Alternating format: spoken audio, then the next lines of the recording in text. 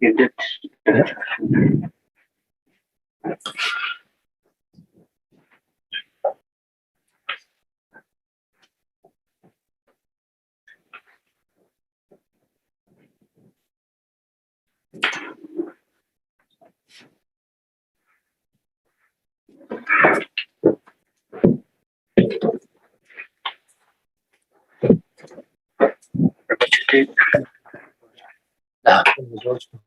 Turn on.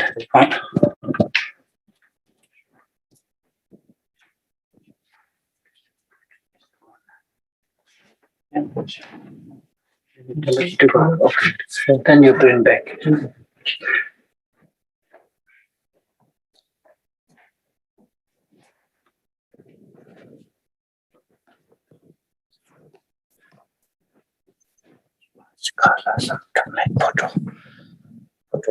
Okay. Yeah, bring my telephone there.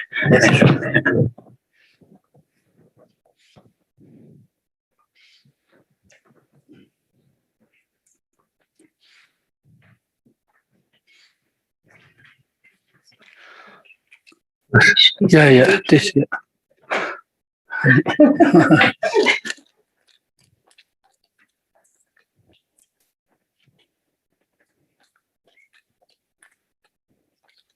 Your Eminence Gyana Vajra Rinpoche, first of all, on behalf of Khenpotashi Sampola and all the members and friends of Sakya Ling, we would like to extend to you a respectful and heartfelt welcome and express to you in advance our deep gratitude.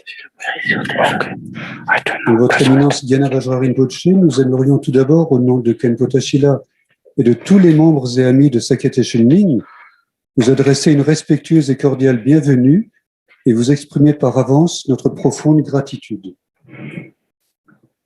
Likewise, participants present or far away from all around the world, we extend to you all our warm welcome, and we are pleased that you have taken your place, even if only in thought, in this shared house founded by Khenchen Sherab Gyaltsen Amipa Rinpoche.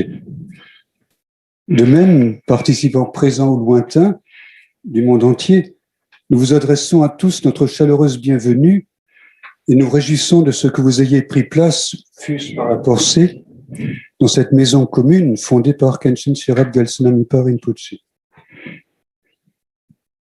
Your Eminence, your presence here and the teachings and initiation of Guru Padmasambhava that you are intending to bestow upon us, adorn this moment with golden thread and raise it to the rank of those moments who give meaning to the life, who form a powerful grounding, who clear both inner and outer space.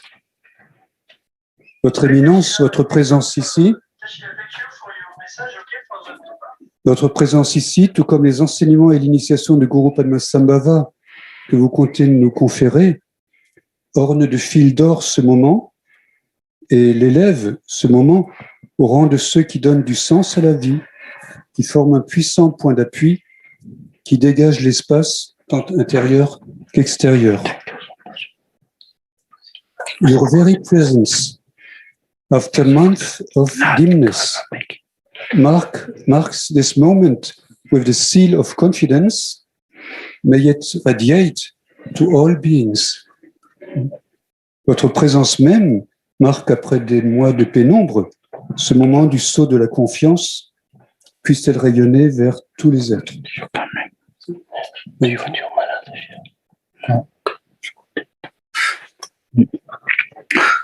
Sanjian Chudon, Zojin Chunon, Lo, Chanchu, Bado, Donin, Jason, Je, Dagi, Chanso, Jive, Sonam, Je, Rolo, Benjin, Sanjian, Juwa, Jo, Sanjian Chudon, Zoji, Chunon, Lo, Chanchu, Bado, Donin, Jason, Je, Dagi, Chanso, Jive, Sonam, Je, Rolo, Benjin, Sanjian Juwa Sho Sanjian Chetan Zojian Chetan Lo Chanchu Bado Danen Jason Je Dagi Chanso Jive Sonam Je Rolo Benjin Sanjian Juwa Sho Namo Guru Be Namo Buddhaya Namo Dhammaya Namo Sanghaya Namo Gurumbe, Namo Buddhaya, Namo Dhammaya, Namo Sanghaya, Namo Gurumbe, Namo Buddhaya, Namo Dhammaya, Namo Sanghaya, Dezon Sheve, Sanje Gun, Chedan Zoji, Joje Lo, Shindo Genje Janye Je Lede Banen Daja Aza Chidra Jaya Lazo Be Jawa Nala Jaja Eba Dejin Dage Dejin Je Gombo Reda Jenanje Tomo Mene Kone Tsera Dia Jenda Do Dage mezan dije boy jido zawa nyedane temo jombe danende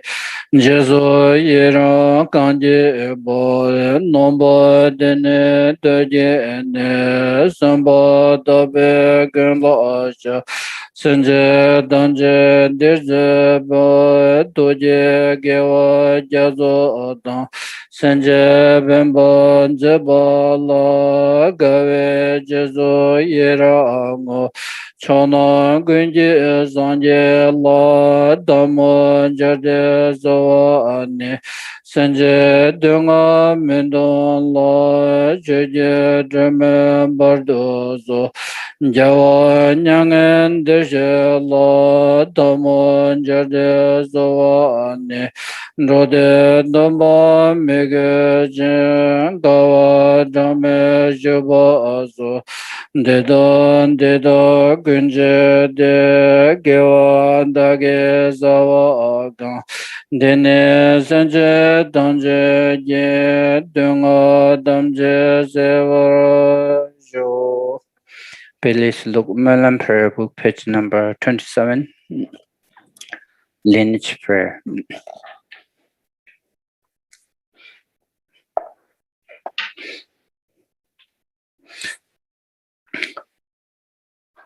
Om Banden Zave Lama Rinpoche Dagi Je Obe Mende Jone Gaden Jembe Gone Jezonde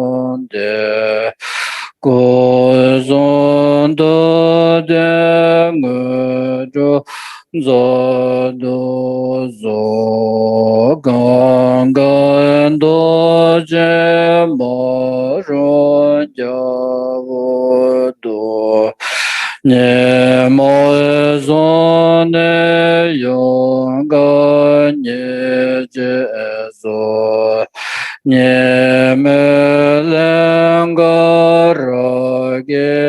do mondo todo wanjon da lage zo to je jembo don de be do do jen je den ze bo nan jo wan jo so jo wo gong ge nian bo lo jo zo so no ba me le do je chen be yi je ra ye do zhou wen za la jiu jiu wa so no en ze mo la jian zai che no en gen ji de ni zi sang an jia zi ba ru zi do je zhen ba gen ji zhe cha ba jian zhe la jian zo xie jia dan zhi zi bi zhe yang ba zhe gen ge len zhu bi du jie zhe san ye de len zi bi dong a wa zhang ge la me xia la ge zhang zo cha de gun do zang be nam ba zhu zhen ben de de dong zhe jian ba zhe zo len den be da bo na zong wa che jia ba we xia la zo wa de so na ye xie zo ni ra zo xie jian zhen zhe zhen nu be ren zhen de wa jie zhong ne ge de gun jie xie sang be xia be zhe me zhen la de san jie den be gang re le ne xie lo re sang ge nga ro je zha be go wa lang be le ba gen ze ba tan je jian ba san je ba la de do je gen je ja zo le jo we so nga ye je no bo ga de je pen de bon jo song be zo ze ba bon de la me sha la so wa de man do te be no ze zo ne shen de re zo na ba yo wa je zhou dong sen jian ri bi du jie ba ma wei san ge rong de xia la de jia zhe sun na le do ra jie xian de xia san ra san ge nga ro ye lo me re da da don zha zen ba to de ga re jiang wa de wa de ne gen jia da ga jian do je ja na re ja ve jin go ja je do pan den do je den bo je bo la so de zo jin ye lo do zo go ye jian go de zo zang bei la song ge jian go de zon de bei zhao to ye jian go de do ro wei zhao天人之间，小罗嗦哇的，跟着松儿永在跟着松，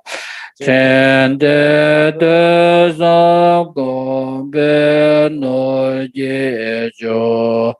尊重这类就见别，罗登给为些罗嗦哇的，两个就没有为们中做。现在说呢，能给到来吧，根本直接的来讲为吧，老少家子小老少我的。天上家为知老家做的，我这一些奴不来浪的，这老板的江北是家我。俺家前边小老少我的。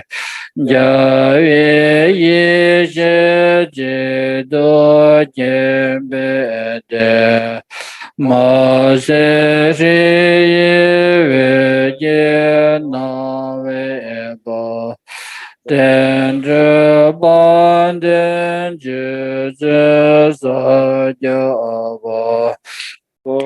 个罗着小罗所的我不做不没我是用所的忘记自己所是我不做这个我。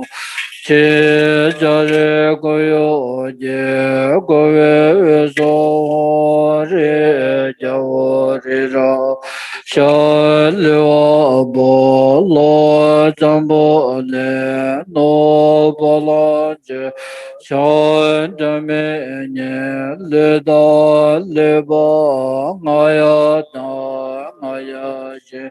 又能到龙州这每年到这每年节到人不知这我报上节节的这把妈妈把也老到过路人不知路不人不知怎么人不知人不人不知狼不人不知大家人不知毛白人不知得真不也不把给我嘛千我嘛路嘛个人嘛都不嘛没多嘛没嘛的啥嘛你嘛的我人不知道。朝来南北家为将在于所老大没帮助北上走，马上我没把藏心用我得到真正找我当一把这 Vande lama dambe jangane damba juje gade samo juve yendo uwaje toje drove dendo jinje zo jende dozo dro majo namge tada nyam semje damje la do jawa jembe gone chenje la do so.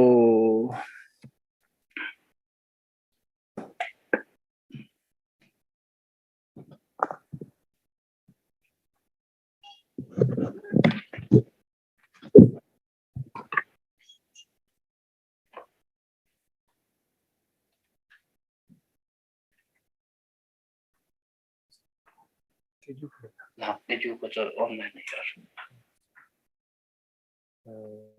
Coi gửi xem bro. No, nhưng mà sẽ lấy đồ trên nó mà thì các người được. Các mình sẽ Là các mình sẽ from đi. No. Hello everyone. Good morning. Today I've been asked to do the Guru Brahma Sambhava's history or the biography.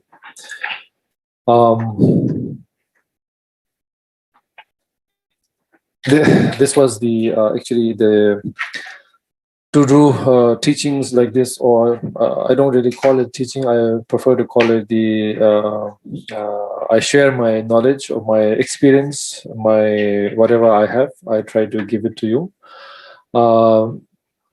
This was, of course, ordered by His Holiness the 41st Sakya Tsechen Rinpoche, and also the Jizun Kusho, whom both my gurus. So I'm doing this according to their wish.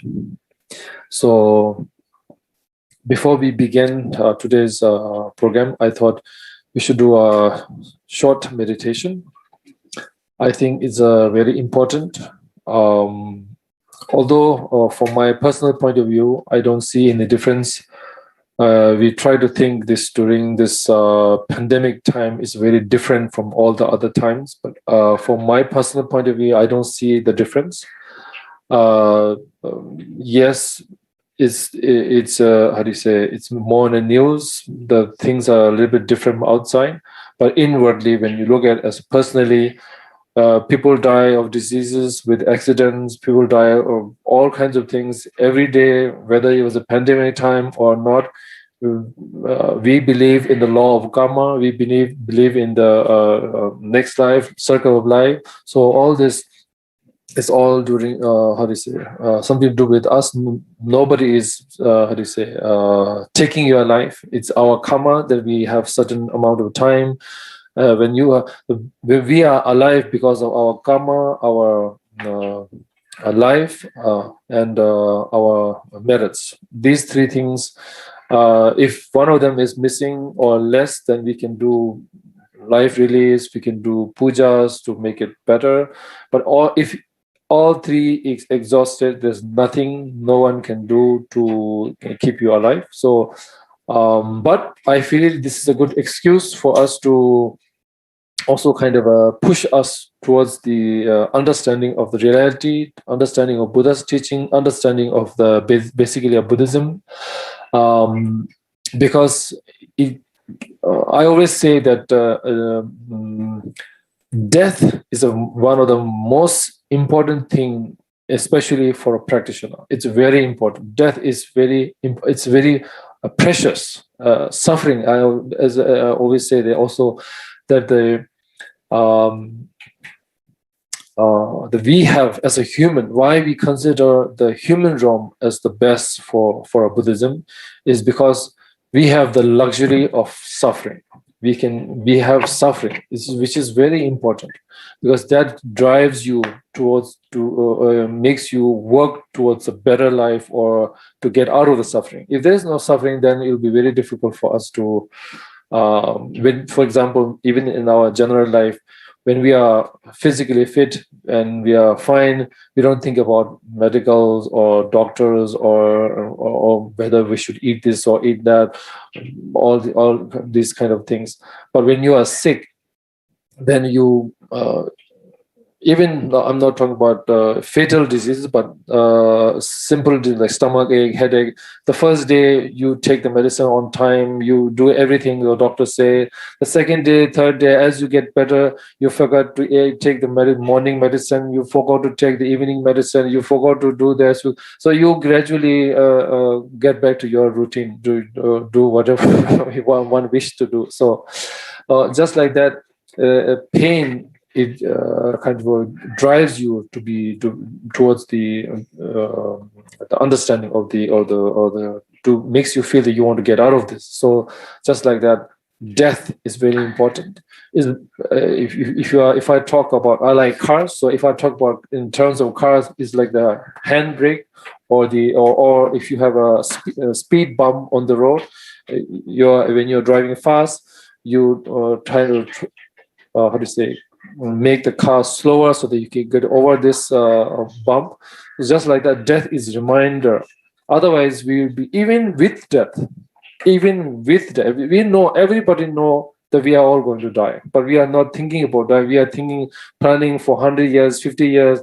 We will be planning. I mean, if there's no death, imagine what will happen. If even with death, we are not thinking about that. We are always planning for tomorrow, next year, 5 years down the line, 10 years down. Although none of us, we don't know how long we will live.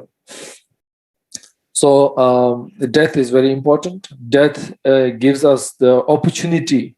Death is giving us opportunity to think about your present, your past, your future, all of this. So death is a very, very precious jewel that we have as a human. But because although they are suffering in all realms, but human has the ability to get out of this more, have ability to practice. That is why, as a although in the rank, human realm is in the middle, not higher, not lower, but as a practitioner, human realm is the best form to be born, so that you have the ability to practice. So that's why before we begin today's thing, we will do a short meditation, and this meditation I want us to do is with great compassion. Think about yourself, think about your present, because although we are talking right now, right this very moment, but we are not living in the moment. Our mind is always 2 steps ahead, always future. What I'm going to do at this time right now is about 10 something, but we are already thinking about what we're going to have lunch. But we are already thinking about tonight. We are already thinking about tomorrow. We are already thinking about after the pandemic. We will go here. We will go there. We will do all this. So we are already although we live in the present, but we are always in the future, or in the past is not much, but mainly in the future. So we have to bring our mind to the present, which kind of makes you think what you're doing.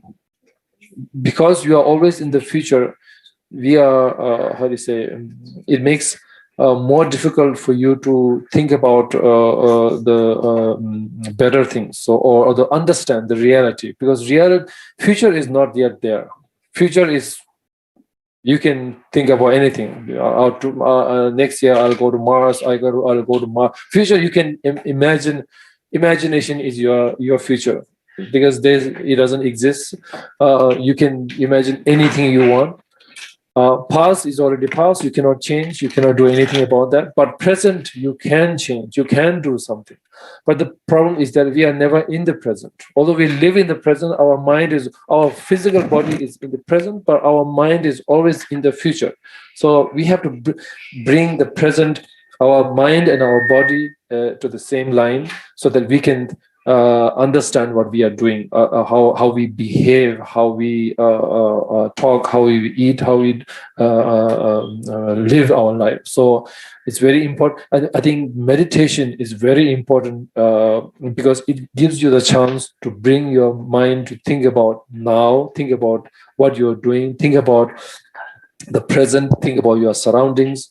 So it's very important. So, but with great compassion, we think about all sentient beings, and then also we think about ourselves at what we are doing now.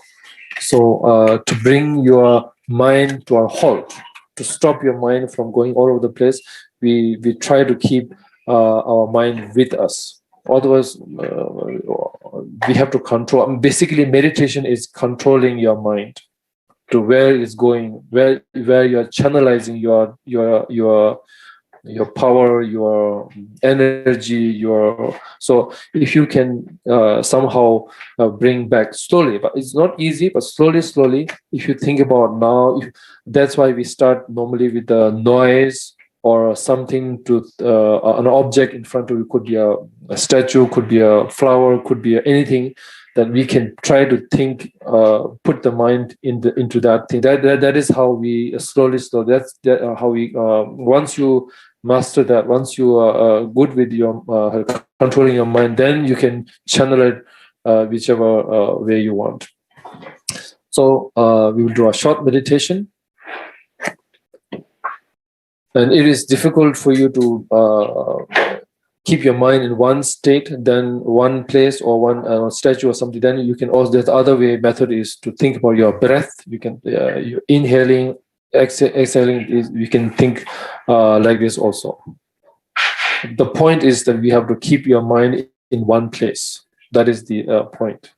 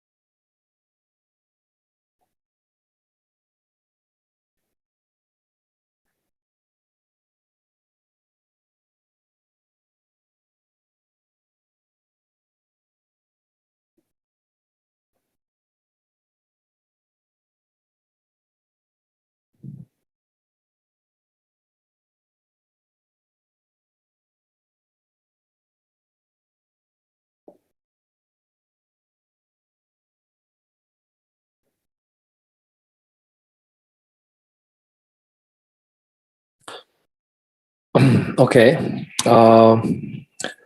So the Guru Padma Sambhava.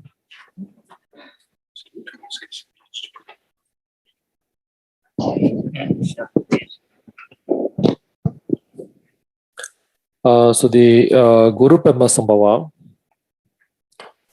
It really, we are in the era of the Buddha Shakyamuni, who was born in the Lumbini and who attained enlightenment in Bodh Gaya, who did his first teaching in Varanasi, and then he entered into Parinirvana in Kushinagar in India. There are 1,000 Buddhas in this era, so this is considered as a very good era. And Buddha Shakyamuni is the fourth Buddha. And during his life, he said, in the future, there will be someone greater than me will come in the lake of Dana Kosha lake in a flower, lotus flower.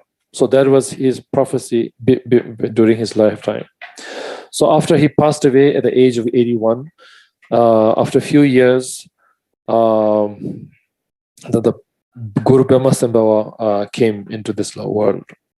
Now, how it was started is that there was a kingdom called the Odiyana kingdom. And at the time, there was a king called Indrabuddhi. There were actually 3 Indrabuddhis, and we are talking about the middle one. And he had 101 queens, but he did not have any children. So for his next of throne holder, he did not have. And also he didn't have any eyes. He was blind. So he was in a great pain. For one thing, he cannot see, and secondly, he did not have any heir so that he can pass on his throne to the next generation. So he did everything possible. He did a lot of pray to the gods, pray to did astrology, did a lot of pujas and rituals, and also he gave so much to all the poor people in the kingdom. He gave a lot of wealth, so much so that his treasure became empty. And basically, in today's term, he got bankrupt. And during that time, pleased with his devotion, that how much he was willing to give and willing to please the god, the Naga Dakinis came and told him that your true wish will be fulfilled if you go to the ocean in search of the nubu, or the wish fulfilling jewel. And he was very happy, and then Nagas helped him to go to the ocean, and he went on the ocean in search of a wish fulfilling jewel.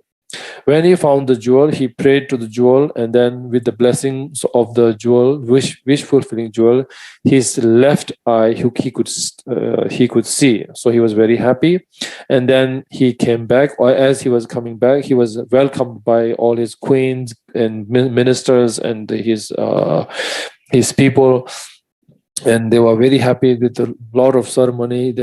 He came back to the palace.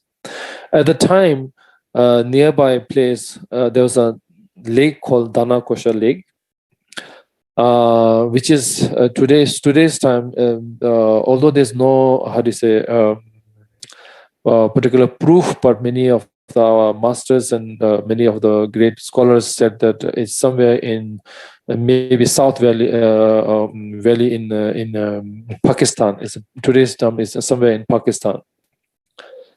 So that place, there's a lake called Dana Kosha Lake, and over there were flowers growing around, lotus flower, many lotus flowers growing around around the lake, and the lot of rainbows, different types of rainbows, beautiful rainbows started appearing, and also the birds and animals make a lot of beautiful music or the sound. So the fishermen were very surprised over there, and then they told the king, the Indabudi, that they saw something like that, and it was amazing. And then he, as to check that out, he sent his ministers to check what is going on. And when the ministers went there, they saw that such a beautiful place with so many lotus flowers blossoming, many birds and animals singing, and different kinds of rainbows appearing. So they were very amazed, and they went back to the king, and then they told the king that they saw such a thing. And so the king himself now went to the Danagosha lake. When he went there, he saw again, of course, he saw the beautiful lake with the lotus flowers, many animals singing, different kinds of rainbows started appearing.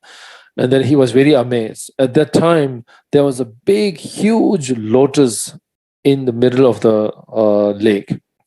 And then it opened the lake, and then a boy who was around 8 years old appeared out of the lotus.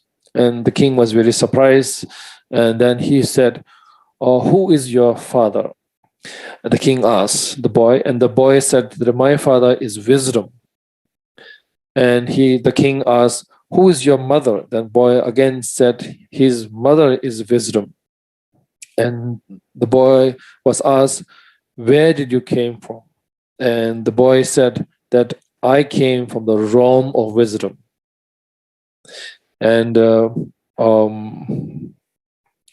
the king asked, what do you eat? And he said, he eats the dual consumption. That means basically, the dual consumption means you and I, the difference between you and I, good and bad. There's because of attachment, we have this dual consumption, you and I, or differentiating. So he said he's eating that very thought. He eats that. Basically, he's saying that everything is equal, everything is same. So that he eats that. And then he asked, what do you do? And he said he defeats the defilements, ignorance, desire, anger. So that was the 5 questions he was asked, and he gave that answer. And the king was very happy, astonished. With the happiness, he started crying, and as he was crying so much, his right eye, he started to see. So then now his eyes he can see. Also the king thought that I don't have an heir for my kingdom, so I must bring this boy to I must adopt him and bring him to the palace.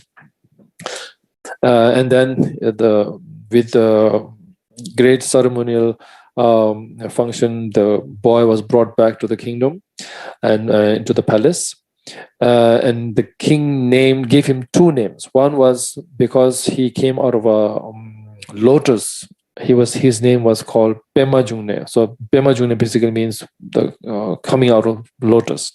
The second name was Soje Doje, because when he came out of the lotus, the Guru Brahmasambhava, his right hand he was holding a Vajra, and his left hand he was holding a lotus. So that's why he was also called the Soje Doje. It means who came out of the lake and holding a Vajra. Basically, that's the translation. And as the boy started to grow in the palace, he was very kind. He was very interested in everything. He was very good student, very good practitioner. He was equal to everybody. He was very compassionate. But the difference was that normally children grow, gradually, but he was growing day by day. He was getting bigger day by day. So that was one of his miracles. And as he grew, became a young man, the king get him married to a princess Parvavati. That was his wife. And then as the king was getting older, he gave his throne to the Brahmasambhava. So he ruled for a few years. He was very good king. He was equal to everybody. He was not rash. He was very compassionate to everyone. So the people started calling him because he had his lock of hair on his head. So the people started calling him the king with a lock of hair. During his, as I was reading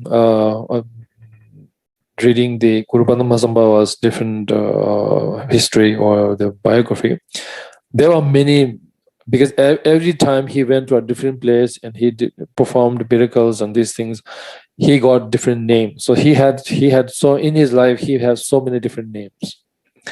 And again, today the biography that I am trying to tell you is basically I got all the I try to make it short. I try to make it the most important parts. Otherwise, there are so many variants of his. It gets confusing sometimes. So I try to make it short and present it to you. So he was a great ruler, dharmic ruler. So that means he was with law, with dharma. He was ruling the kingdom.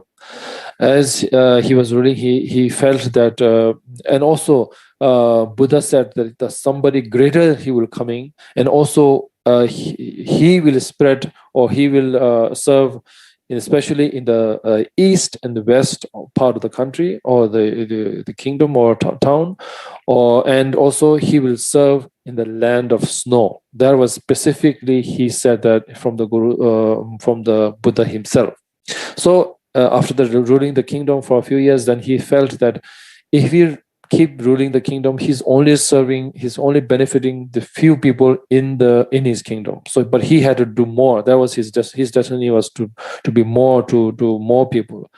So of course kings just cannot leave everything and go, because he had to think about the kingdom and all that. So he very cleverly he uses his technique, and then he left the kingdom and he started to live in a cemetery, because he gave up the kingdom, and he started to live in the cemetery.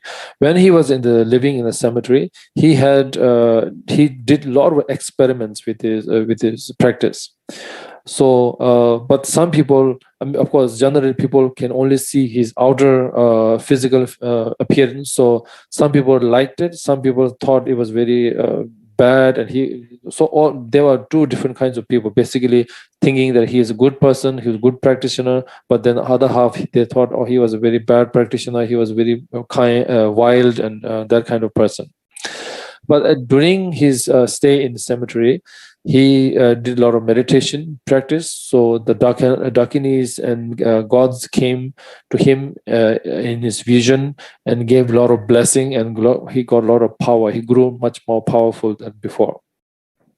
Then after a while, after receiving all these blessings, he started to go to the kingdom of Sahor. Sahor is another part which is now in somewhere near the Mandi or the area, and that at that area there's a particular place called Rivalsar, where we call Tsopema, and we can go today to see the lake there.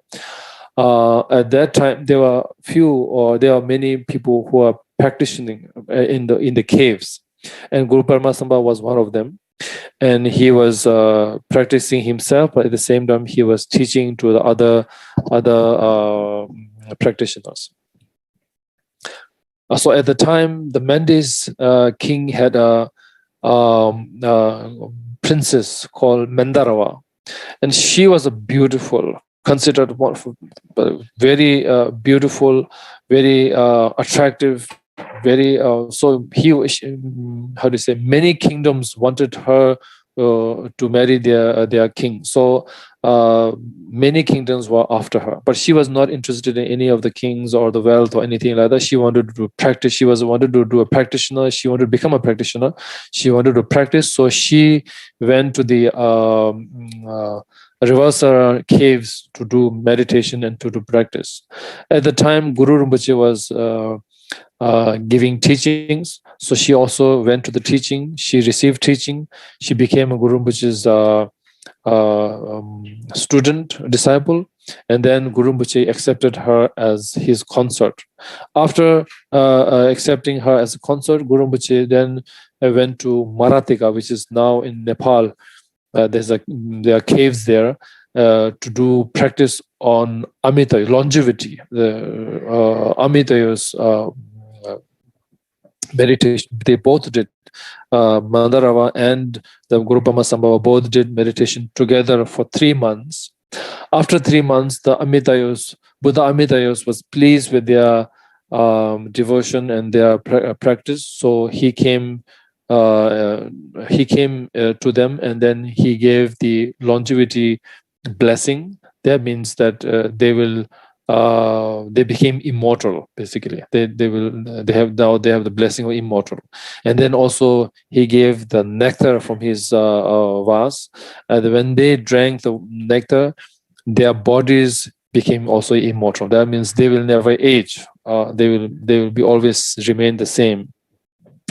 So after receiving that blessing, during that time, I must also say that there were many demons, and along the way he defeated many demons and moving around. So then he went back to Mendi, back to India part, Mendi, and then when the people saw that their princess was going around or coming in the streets of the kingdom with this person who was wearing a very simple clothes and walking on the market street, people got very angry.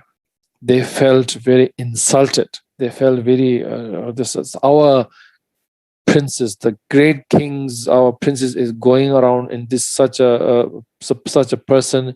This is such an insult to the kingdom, insult to all the people.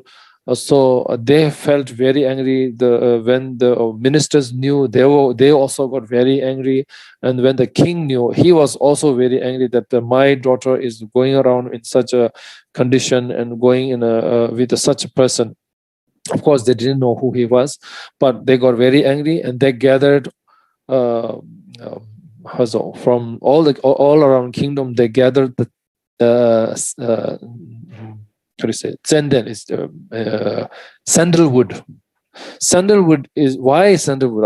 I was curious why sandalwood. Then I came to know that since I never been to any school, so I don't know why sandalwood. But then I came to know that sandalwood, when you burn any wood, of course, all the woods can burn, but when you burn sandalwood fire is the hottest of all the wood. When you burn sandalwood, when you burn other woods, sandalwood burns much hotter than the other woods. So that's why they gather all the sandalwood, and also to light, they also gathered the sesame seed oil to burn, because they were planning to burn them alive. That was because they were so angry, they felt so insulted. So Guru Sambhava and Mandarava, they were both burned alive in the fire. And it says that normally the fire dies down and the ashes and the smoke clears by the 3rd day. So everything comes, everything turns into dust, and everything goes back to normal in about 3 days. But this fire, when they burned, even after 1 week, the fire was still burning hot. So people got confused. What is going on? We normally it finishes in 3 days. Now after 1 week, this fire is still burning. So they're confused. They got what's happening? So the king and all, they went to check again. And when they went to check, the fire was burning all around them. But underneath the fire, it was all water. And on top of the water, there was a big lotus.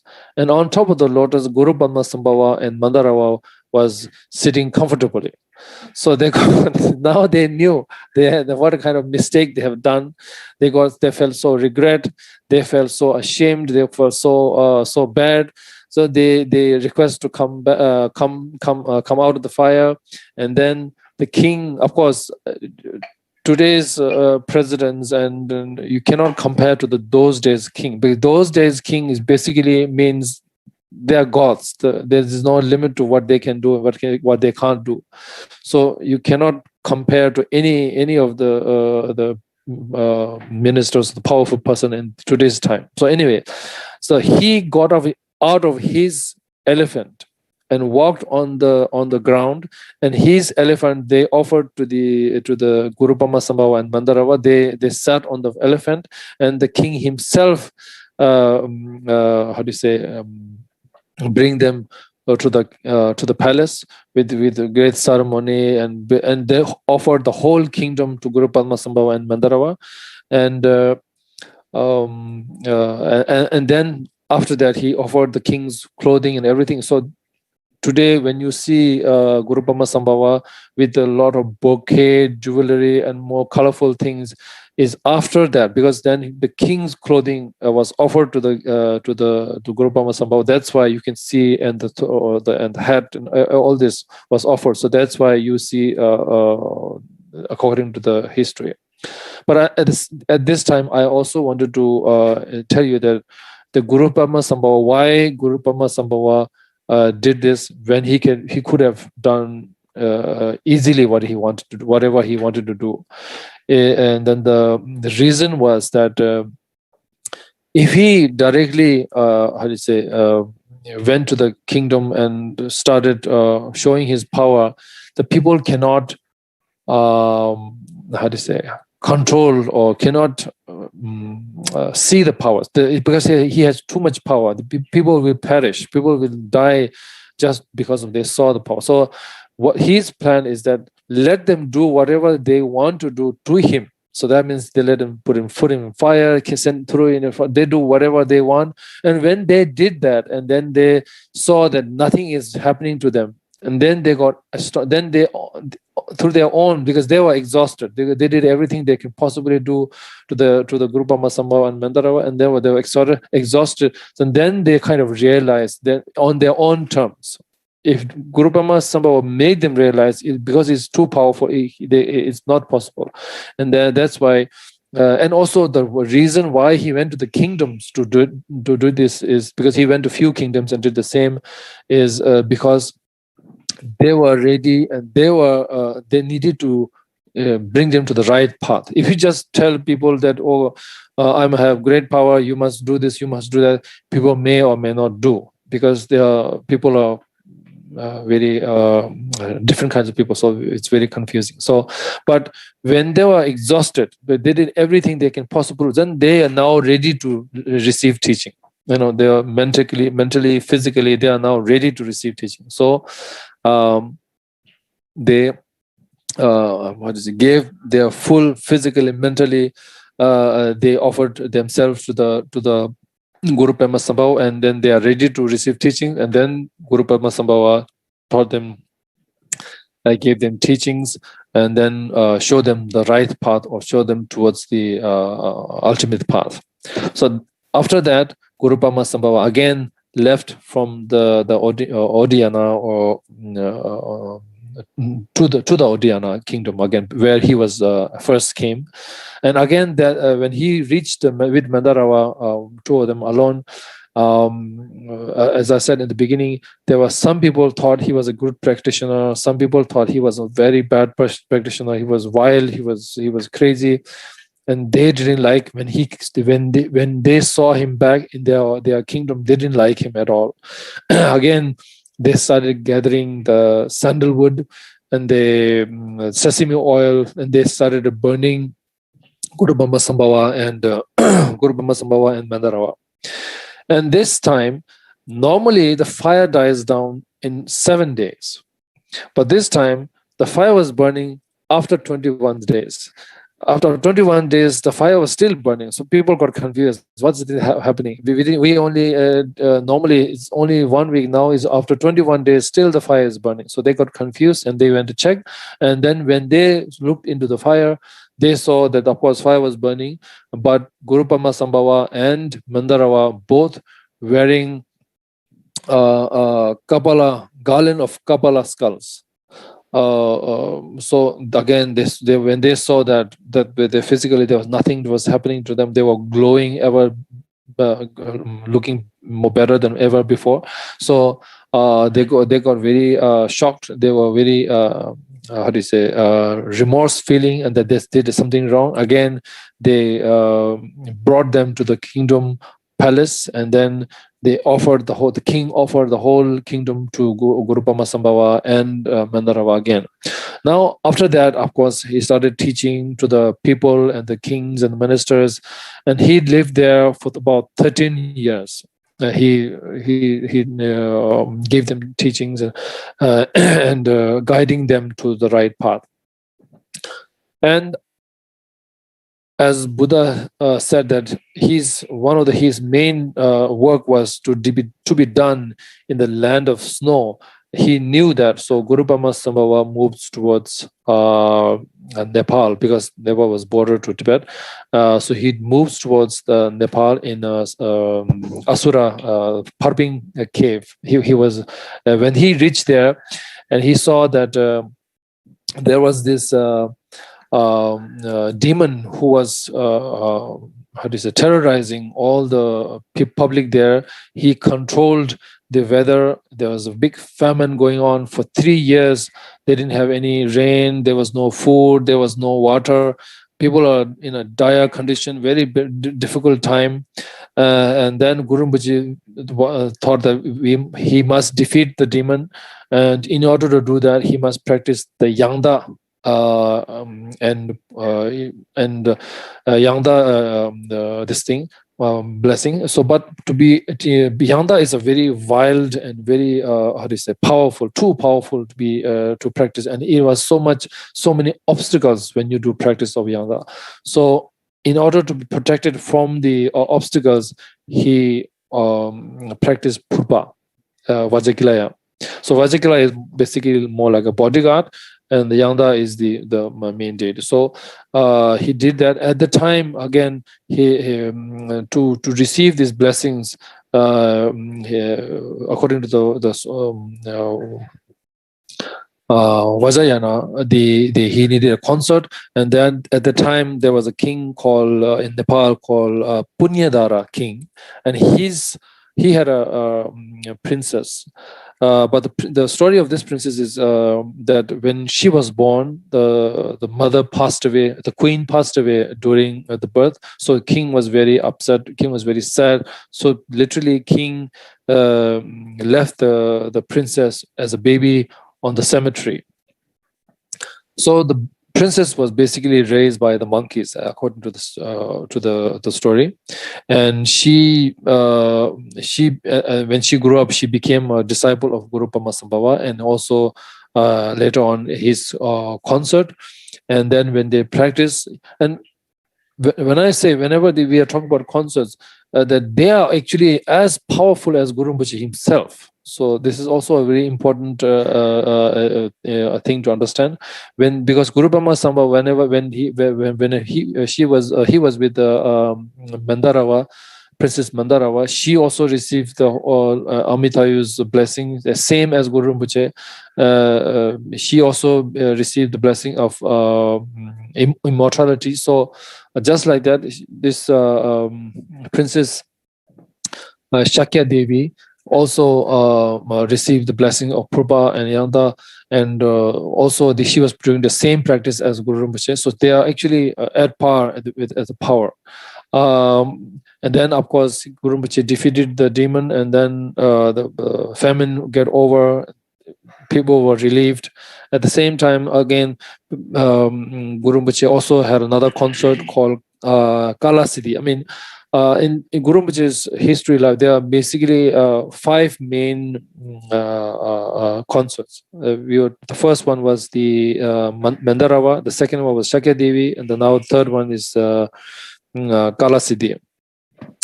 And then at that time, next border to Nepal was of course the kingdom of Tibet, and then there were the king at the time was Trisong Denzhen. Now because now let's see the Buddhism in Tibet. If I go a little bit off this topic, how Buddhism really started in Tibet was at the time of King Sonzen Gampo. He had two queens. One came from Nepal and one came from China, and both the princes were Buddhist, and they both brought a statue of Buddha with them to the Tibet kingdom of Tibet. That kind of started although there were a few stories of texts being brought to Tibet, but mainly it started after the princess came as a queen to Tibet. After 7th generation, the King Trison Desen was enthroned, and he was really interested in Buddhism, and he wanted to establish the Buddhism as a again at the time of King Sonzen Gampo, because he wanted the Buddhism, he wanted to he wanted there were alphabets of Tibetan alphabets, but they were not suited for Buddhism. So he sent his ministers to India, scholars to India, particularly designed today's what we read Tibetan text. This alphabet was particularly designed for Buddhist teachings. So that's why we consider Buddhist alphabet not just the mere alphabet, also we consider it as a holy text. So that's why we don't walk over the text, we don't throw the text, we keep the text, whether it could be a love letter, could be any letter, but just being a Tibetan text, you don't walk over it as a Buddhist, I'm talking. So because it was particularly designed to bring the Buddhism from Tibet to India to Tibet. So that's why. So after 7th generation, when King Trison Desen was there, he was interested in Buddhism. He wanted to establish Buddhism in Tibet. So he invited the Shanta Rakshita Lodzawa, the Khenchen Shanta Bodhisattva. He invited him, and at the beginning, Khenchen Bodhisattva, or the Shanta Rakshita, he started talking about general, simple Buddhism, like things about like the 10, how to say, the bad deeds. Like killing, stealing, all this is not good. So basically, he gave a very general teaching. But then, as King mentioned, that he wanted to really establish the Buddhist teaching in Tibet. Khenchen Bodhisattva said that we must establish an institute if you really want to establish firmly in Tibet. So then they were planning to do that. They were trying to establish build the institute, but because of at the time, because of all the demons and all the evil spirits, they didn't like that at all. And when they tried to build the temple, the institute in the day, at the night time, all the evils will come and destroy whatever they did in the daytime. They will demolish everything at night. So they cannot finish. They did it many times, so they could not build the institute at all. And looking at that, Shanta Rakshita said to the king that we must invite Guru Padmasambhava. He is a very powerful master. He was one of the most powerful masters at the time, and he said we must invite him. If we invite him, then there's a possible that we can do this in Tibet. So the king listened to the Shanta Rakshita and sent his ministers to India, because if you go to India, you have to go via Nepal. So when they reached Nepal, Guru Padmasambhava was already in Nepal, because he already knew that he has to go to Tibet.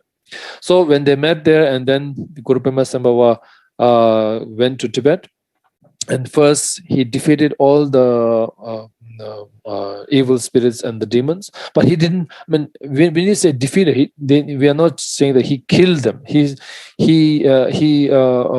defeated them, and then instead of, before they were trying to destroy the Buddhism in Tibet, now he made them change into guarding the Buddhism in Tibet. So now then these evil spirits and evil demons, they became the guardians of Buddhism in Tibet.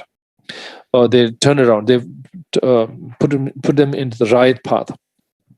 So then after that, Guru Pamasambhava, the first institute they were trying to build was in a place called Samye, and that place was chosen by the Guru Pamasambhava himself.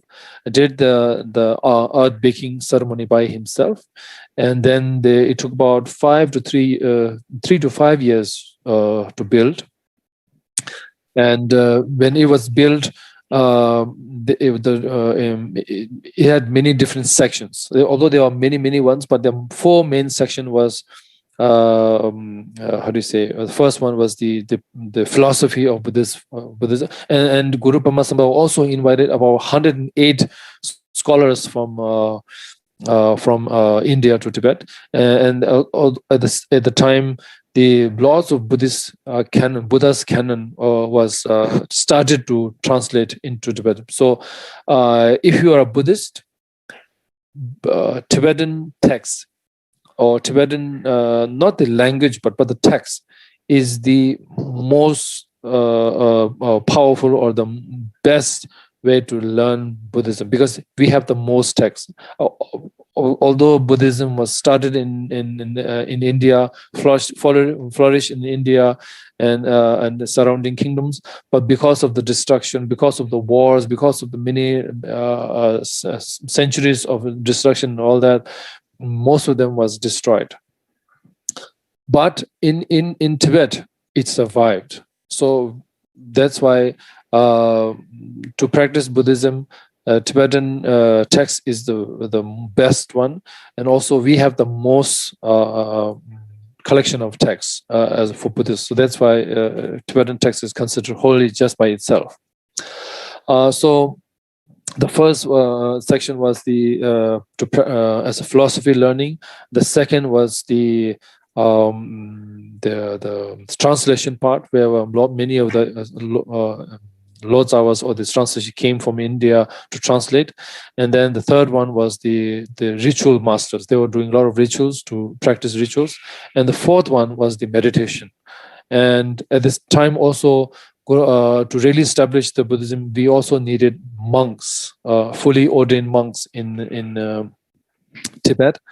And then they chose 7, 3 older ones, 3 younger ones, and 1 middle-aged, to see whether Tibetan people can hold the vows.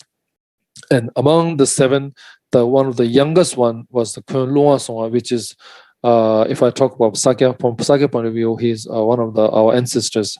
Khondung Gyana, he was one of the first, and he was also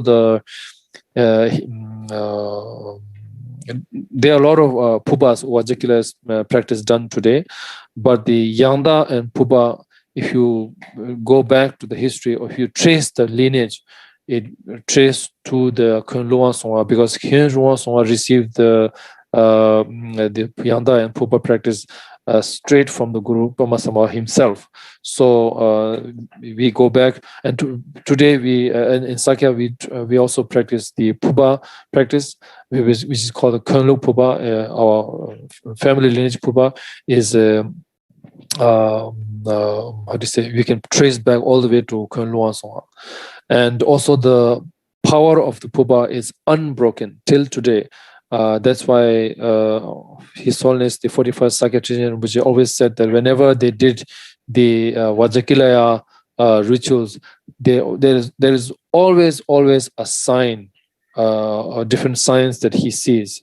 So that's because the unbroken lineage is still holding. So that's why he sees these different signs, that is the power of this Vajakilaya. So that's besides the point, but as a Sakya, I'm telling you that. And also, Guru Pamasambhava, when he established Samye monastery, was very difficult, but he managed. When he built as a opening ceremony after the 3 or 5 years, there was Guru Pamasambhava himself, and then the Shanta Rakshita, Khenchen Bodhisattva.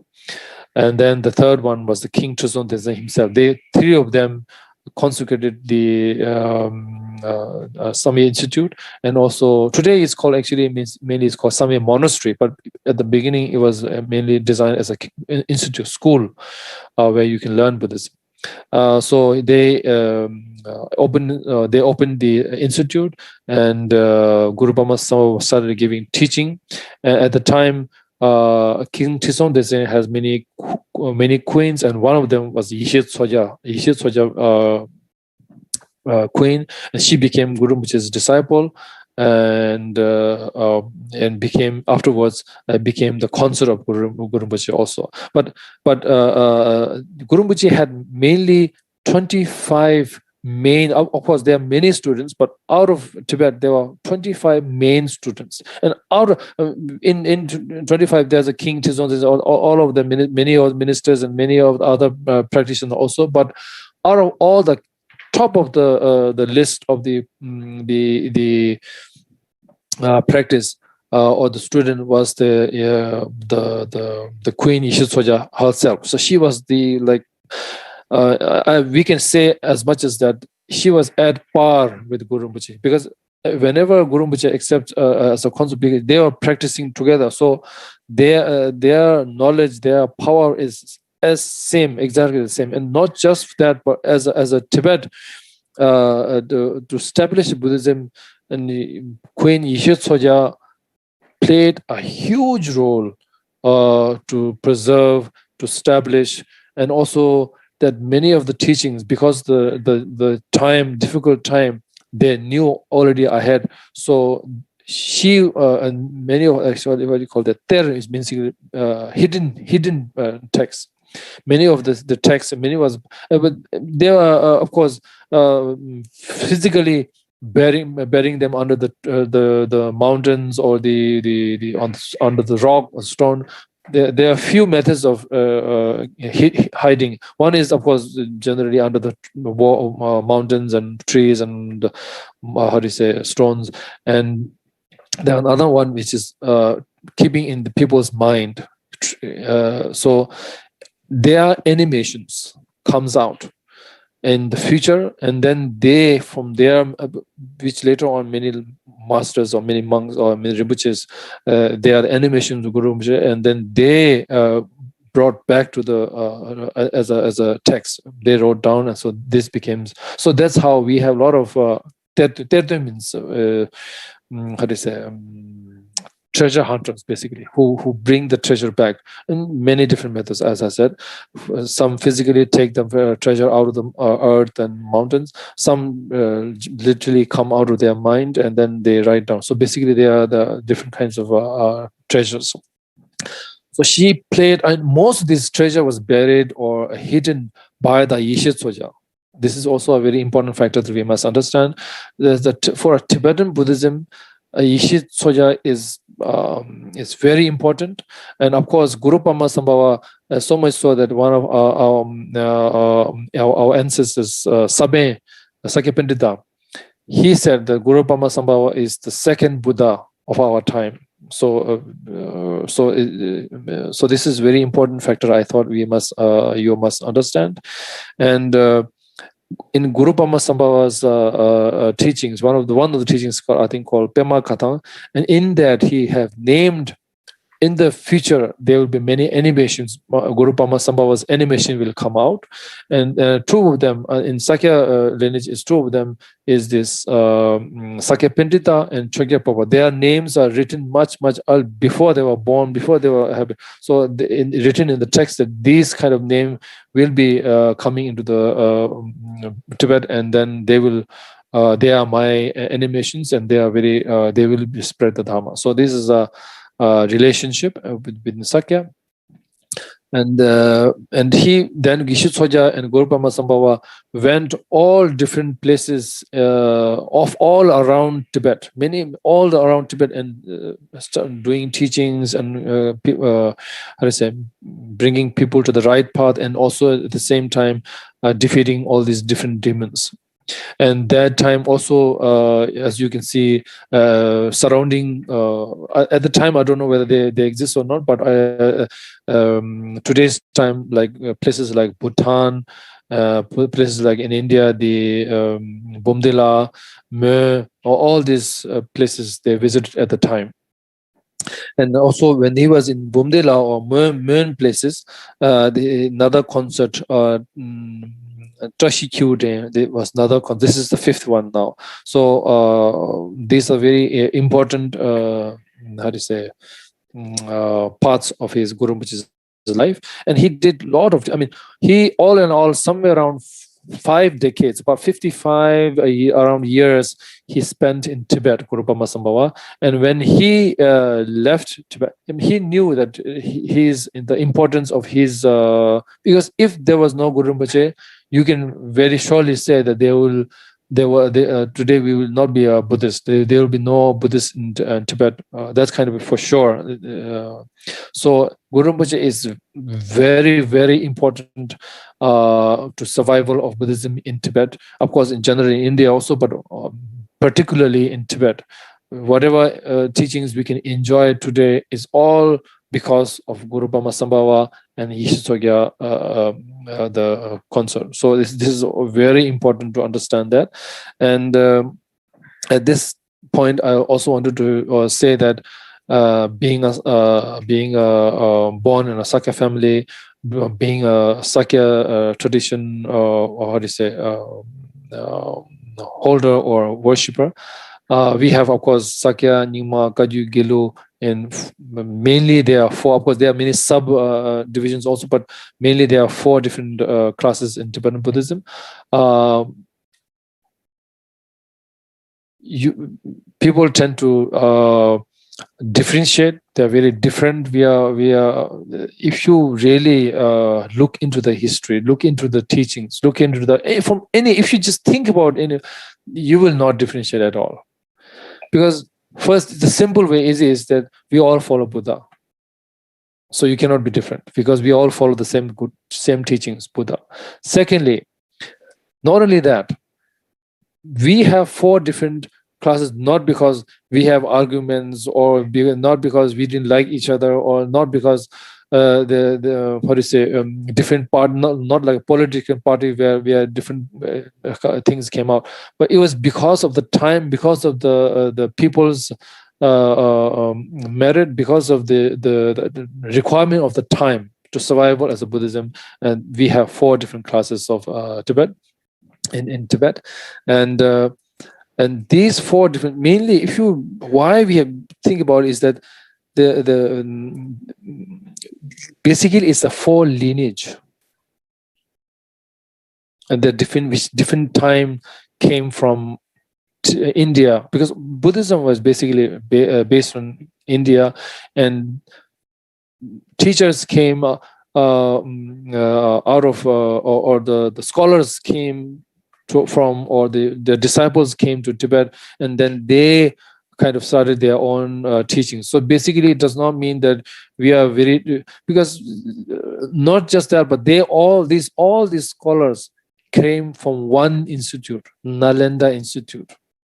Nalanda Institute is the combination of Oxford, Harvard, I don't know, whatever you call it today. It's all the best universities today. Nalanda, at that time, Nalanda was the greatest university of entire world. So if you know anything about history, that at the time Asia was today the West is much more powerful, more advanced, everything is correct, but at the time Asia was much, like maybe 1,000 years ahead of all of these Western countries. So Asia was very, very more in the knowledge-wise, power-wise. The kings were much more powerful. They had much more knowledge. So the Nalanda was at the center of all this. So Nalanda was a very, very important institute, and from there, the 4 different times this teaching came to Tibet. So that's why we have Sakya, Nyingma, Kagyu, Gelo. Not because we had an agreement and we said, okay, I want to become Sakya. So at the same time, again, if you think from the religious point of view, I normally, the easier way to say this: if you are a good Buddhist, Or if I say to talking to Sakyapas, then I say, if you are a good Sakyapas, you will respect Nyingma, Kagyu, Gelu. If you are a good Sakyapas. But as a general, if you are a good Buddhist, we must also respect all the other religions. Because we cannot say anything to other things and then we say, oh, we are equal. Because what is the Buddha's first teaching? What is the Buddha's main, one of the things which stands out? Of course, there were all the teachings were like greater than anything, but which came, we must also understand at Buddha Shakyamuni's time, what kind of today also we see the racism, the caste, rich and poor, and all this we see, but million times more stronger at that time. At this difficult time, Buddha said equality, which was unheard of, which people didn't understand. People didn't accept. Many people didn't accept. But Buddha's method and skills, they started to understand, and then equality is very important. So if you are a good Buddhist, we will respect any religion, any tradition, not just that, any human being, we will also be respected. So I just wanted to add this into this, that Sakya, Nyingma, Kagyu, they all came. This is like on my hand. I have different fingers, but all these fingers are coming into one hand.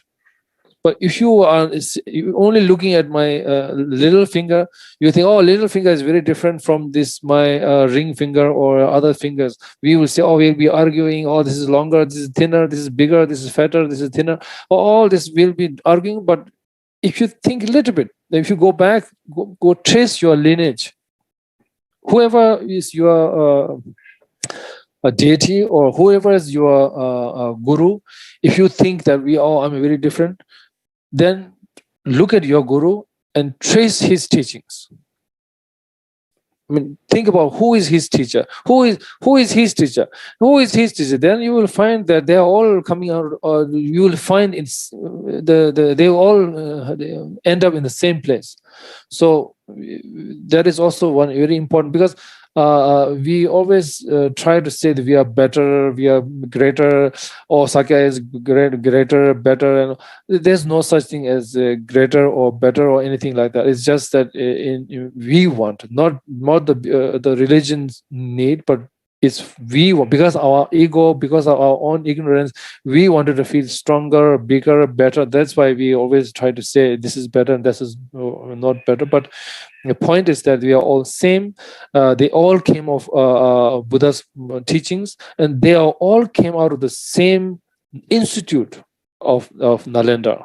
So different time, different scholars. So scholars have followers. So that's how we normally have 4 different. Because if you look at the time, it's also within about 1100 years, 4 different, about 1200 years or 1100 years, the Buddhism came to Tibet, and then about 1,000 years or somewhere around there, Sakya and Kagyu, and then the youngest one, Gelu, came about 600 years. So basically, they are all in a different time zone, different times.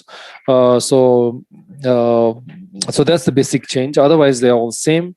And so the role of Guru Rinpoche and Yeshe Soya in Tibet and Tibetan Buddhism is just unimaginably important, and without them there will be no Buddhism in Tibet today. So they are very important. And at the last, when Guru Rinpoche left after 55 years, according to the teachings, he went into the Sandopari to his thing. But he said that although he may not be there physically in Tibet, wherever he is always looking towards the land of snow. Basically, that means he's till today he's looking into the Tibet. And also he said, whenever you practice or worship me, I'm always there. I'm always outside your door, like a guest. As soon as you open the door, whenever you practice or the mantra, chant his mantra, he is always there. So we must know that. We must feel that. Then it'll be much more effective, your teachings. And not just that, particularly, and one of the teachings, one of the how do you say,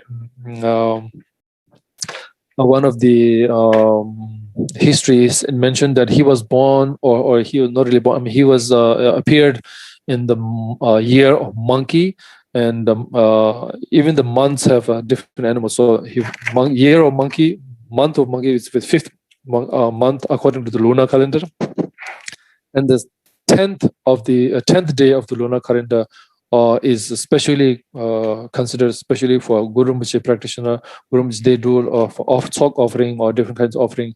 So he said, if you do on the 10th day of the practice, I will come. There's no question of whether he may or may not come. There's no question. He will come. You have to have a full faith that whenever, wherever, whether you're doing grand puja or even a simple puja at home, simply at home with your some whatever practice you may think that I am a simple person, a simple practitioner, and whether I do this puja or not doesn't matter. So please, I have been saying, I've been screaming my lungs out to everybody that please do not think that there is no such thing as a simple practitioner.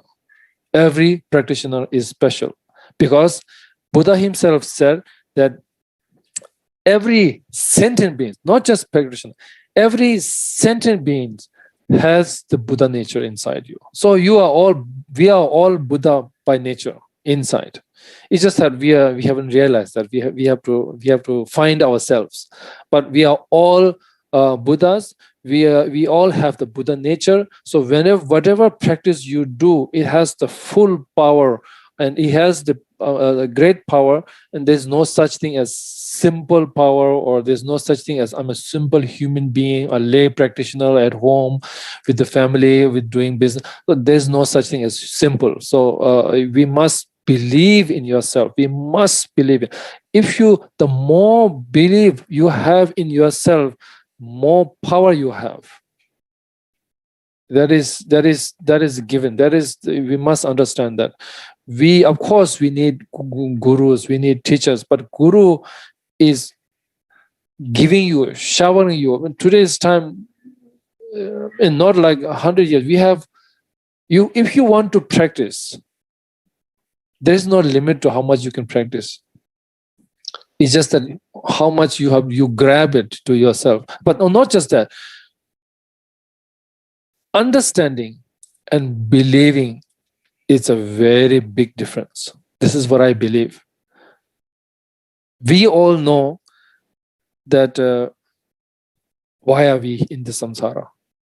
If you do any, even a new practitioner who have never done practice in Buddhism or have never studied Buddhism, who have studied the first day or second day, they will know, why I am in this samsara because of my defilements, because of suffering, because of I'm suffering because of my anger, desire, ignorance. We all know that. But believing in oneself, that is where you need to practice. This is what I believe. Because we don't believe in ourselves. We want our gurus to do all the work for us. We want the gurus to bring to the enlightenment. It doesn't work that way. Gurus cannot make you enlightened. You have to be enlightened by oneself. Gurus can guide you. Guiding and taking you there is two different things. Buddha is a guide. Buddha and Guru is the same, because they are showing the right path. They are, and the more you believe in yourself, because the more you believe in your Guru, even myself, as a student myself, I believe in my gurus 1,000 times more than I believe in myself. Then I've realized that is not the way it should be, because then I am, I'm not the gurus believe that this student can practice. I am removing that part. I am just saying, I will do whatever you want. So I'm not thinking, I'm not using my teaching, whatever teachings. I have received thousands of initiations, but what I am doing with my initiation, what I am doing with my blessings. If I am homeless, and if my guru or somebody gives me immense amount of wealth, let's say talking about millions or billions, and so this money I have received is a blessing. I am so lucky, I am so happy, but I will not use this because it's my blessing. Then what's the point of receiving that blessing? The belief that guru put into yourself, in oneself, we are cutting that out. So the whole point of gurus giving you blessing is kind of a we are cutting it and making it very small. If I don't if I'm homeless, if I don't buy a house, if I don't eat better food, if I don't clothing, my better clothing, then what's the point of giving that wealth to you? The guru is giving you 24/7. There is no limit to what guru is giving you. But we know what guru is giving us, but are we really accepting that? Are we, the teachings that we receive, what are we doing with that? We want more initiation, we want long life, we want the deities, we want knowledge, Manjushri, we want wealth from Zambala, we want long life from Amitas, we want to have protection from Mahakala. But for what? Just so that you can live for a few years? And what's the end result? There is nothing to show off. So nothing to show for. So it is very, I feel that the wealth we have, we don't need to go anywhere. We don't need to do anything. We just have to realize the power that we have in ourselves. The moment you really, because between you and being enlightened, the distance is very complicated. It could be as short as, I don't even have to go anywhere. I can be enlightened at this very place that I'm sitting right now. But because of my emotions, because of my my ignorance, because of my desire, because of my anger,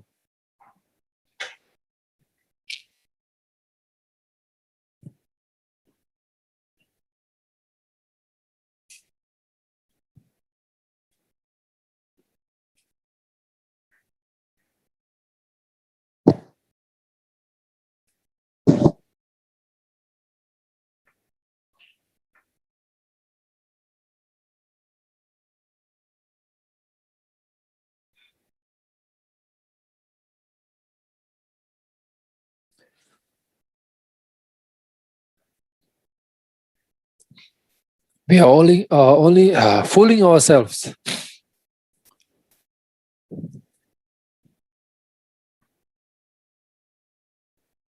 They have given us so much, and they are still giving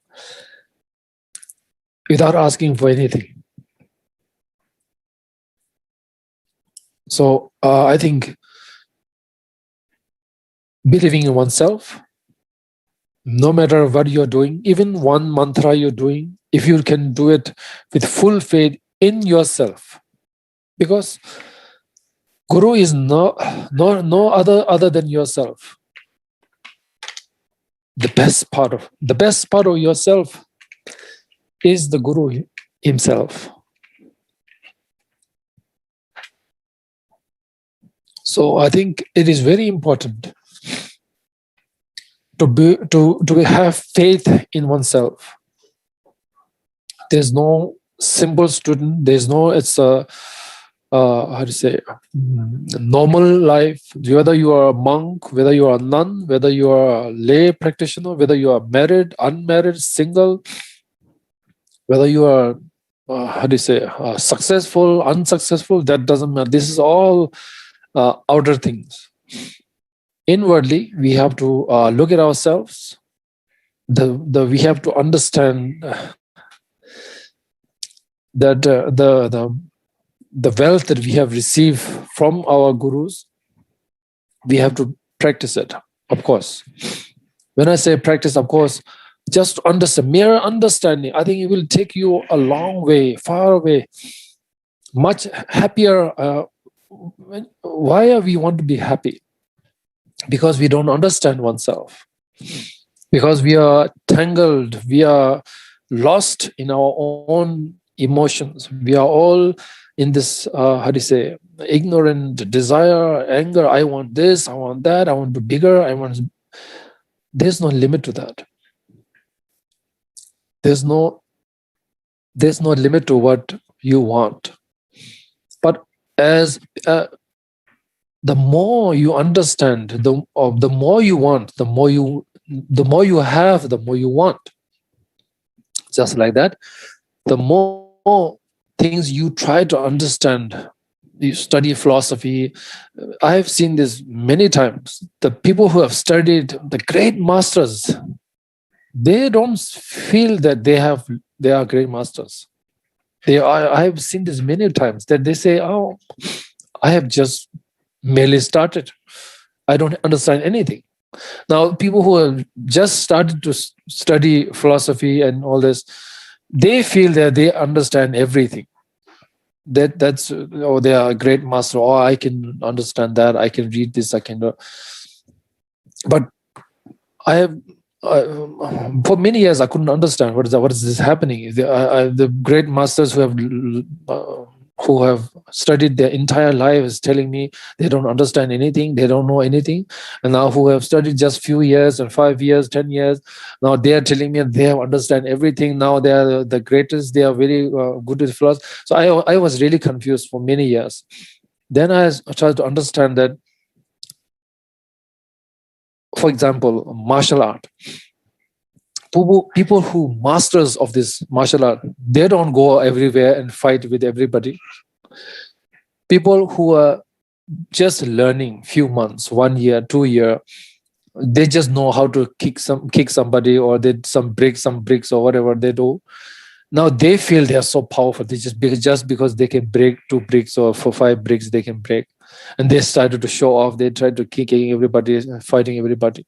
But people who really know the meaning of martial art, the power of martial art, the power they have, they know what damages it can do to the other person. Other person, or the other, or whatever you're doing.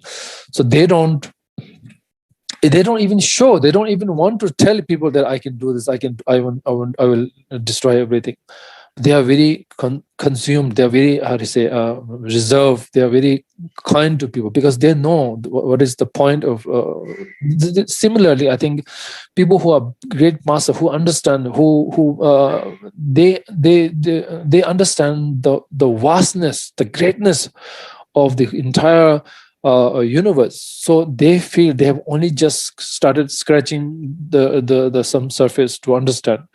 And now people who don't understand how big this world is, how big the universe is, the vastness, they don't understand. So that's why if you understand one book, they feel they understand everything, because they understand the whole book. So basically what I'm trying to say is that believe in oneself. I've said this many times.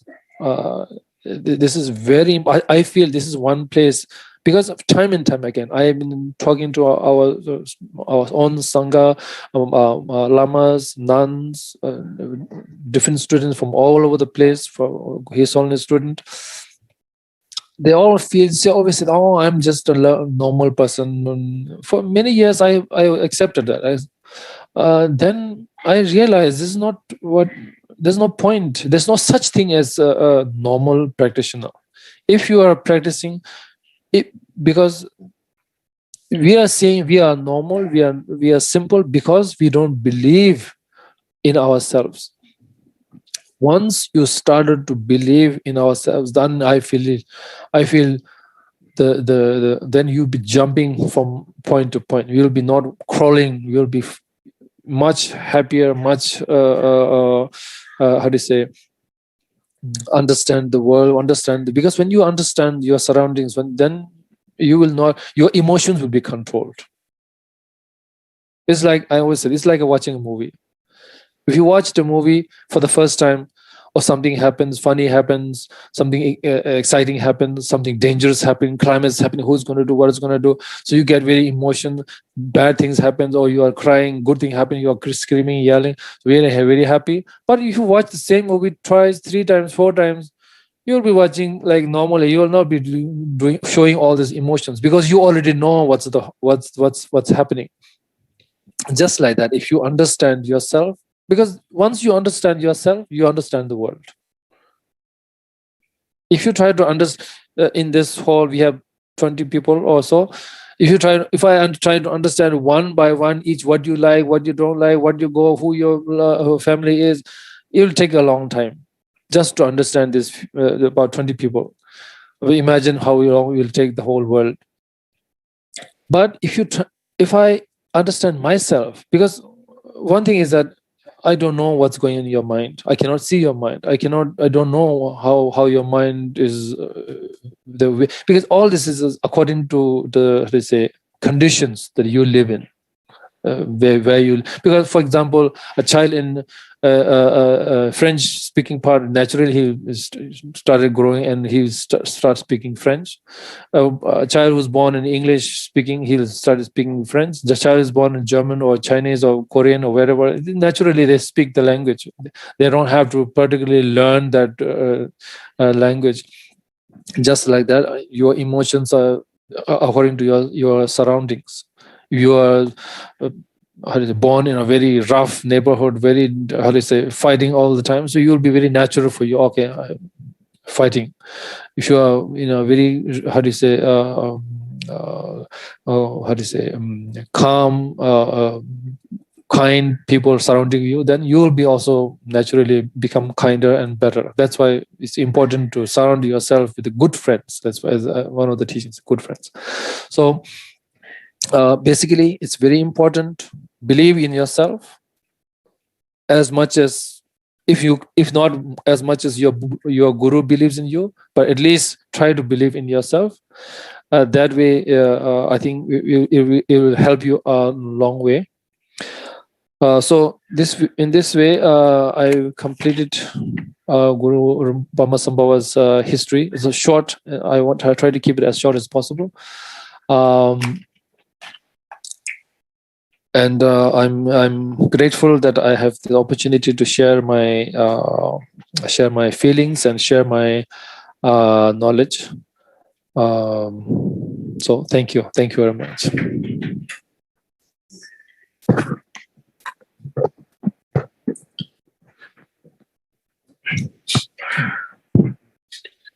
Dedication, please. Which page?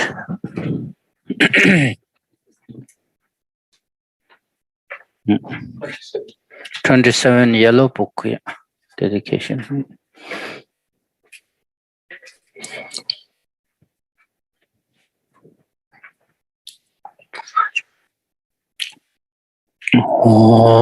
Zona de tonje zebo nye tonne nyeve jono bonje ne jega na je balon jowa ye sebe zode jowa jo tejo donje renje nyemba de dage zona taye gando ba nene doge tejo dambe che renje termo me bene yurde de de no mo de yonge no che da je be menjo do mo do che yon do wa nye wa ze wa no Dāgī dōne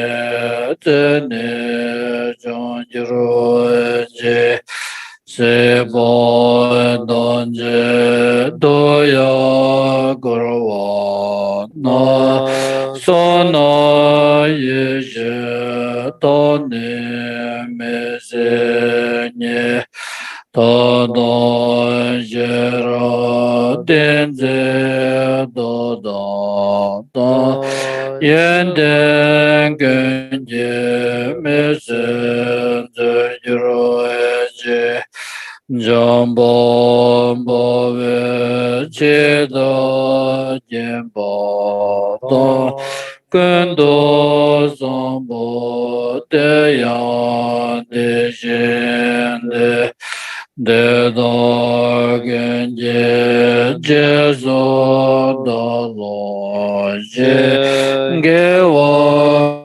deda danje radongo teso jeve jawa danje ge ngowa ganga chodo ngawande Geve zawa dege ja sambo jeje rado ngawaraje chanjo jangwe jawa jojro wa kejo jaze yoso gawe ne Kare de dembo zaze ba Sakya ye dembo ye yuroje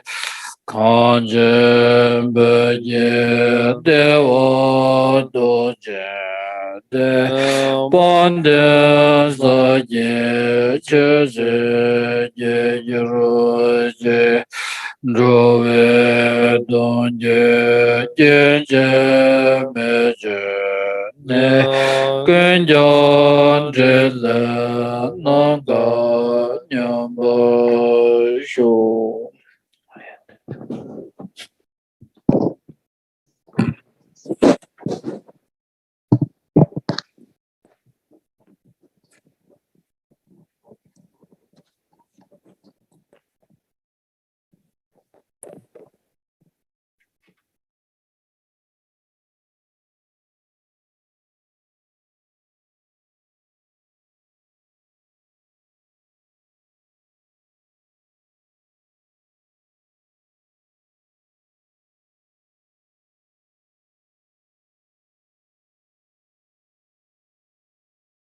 Recording stopped.